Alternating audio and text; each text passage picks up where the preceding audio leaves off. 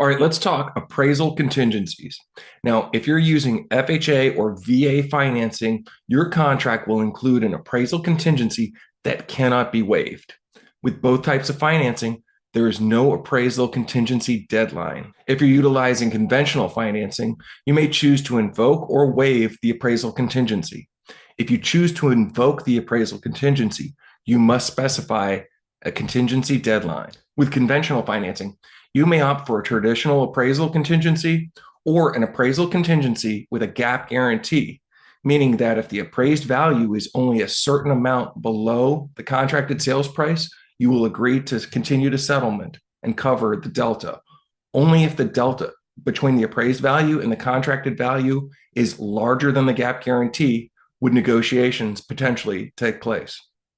Regardless of financing type, if the appraised value comes in below the contracted sales price or below the contracted sales price less the gap guarantee, as the case may be, and if you have the cash to cover the delta and are willing to do so, you may do so and proceed to settlement under the contracted sales price. If, on the other hand, you do not have the cash to cover the delta or do not wish to cover the delta in part or in whole, there is a negotiation period specified in the contract.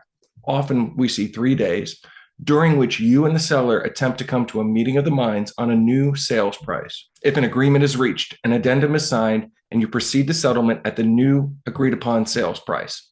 If at the end of the negotiation period, an agreement is not reached, you will have what is called a buyer election period.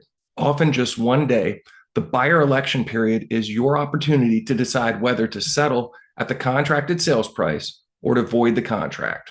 Whether it makes sense to invoke or waive the appraisal contingency with a conventional offer depends on your personal finances, personal preferences, and market conditions. Want to learn more? Check out my home buyer overview. Ready to get the process started? Give me a call or schedule time with me down below. Until next time, take it easy.